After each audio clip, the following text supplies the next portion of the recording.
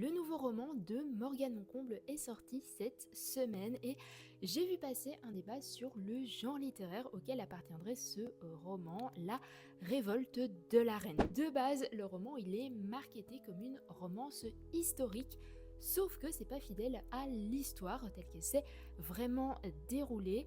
Morgane Moncomble, elle a volontairement modifié certains éléments pour être, je pense, plus libre dans son écriture. Du coup, pour certains, c'est pas vraiment une romance historique, ce serait plutôt une uchronie, c'est-à-dire un genre littéraire dans lequel on va explorer une version alternative de l'histoire. Mais si j'avais envie de rebondir, c'est surtout parce que j'ai trouvé ça intéressant de voir qu'on attachait une si grande importance à la classification des genres.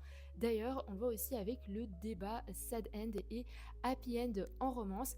C'est un genre qui est assez codifié et dont on attend des choses très précises en termes de tropes, de personnages, etc. Et ça m'a fait penser à quelque chose qu'a dit un de mes profs un jour et c'est une réflexion que j'avais envie de vous partager. En fait, il expliquait qu'un genre littéraire ou un courant littéraire, c'était jamais qu'une étiquette avec une série de caractéristiques, mais qu'une véritable œuvre littéraire qui vaut vraiment la peine qu'on s'y intéresse. Elle allait jamais se contenter de répondre à ce cahier des charges, elle allait s'approprier les codes et puis les casser pour créer quelque chose d'original et d'innovant qui soit unique par rapport à tout ce qui existe déjà. Bon, évidemment, il parlait pas de Morgane Moncomble, c'était un prof de latin, donc il parlait d'un auteur de l'Antiquité, mais il expliquait que finalement, les œuvres qui passent à la postérité, c'est pas celles qui rentrent dans les cases, c'est les autres, celles qui vont un peu s'en éloigner. Si vous voulez, c'est comme si les genres, les courants littéraires, c'était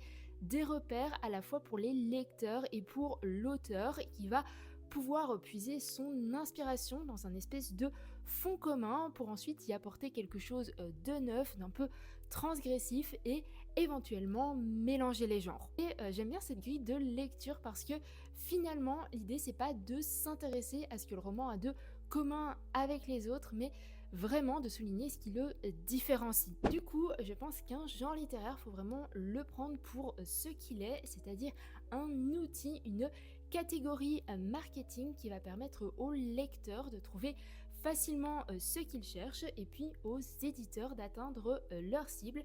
Mais je trouve que c'est un petit peu dommage de reprocher ensuite à un livre de s'être écarté de cette promesse ou de pas correspondre exactement à tel ou tel trope qui était annoncé parce que finalement c'est peut-être ça qui va faire la force de ce livre.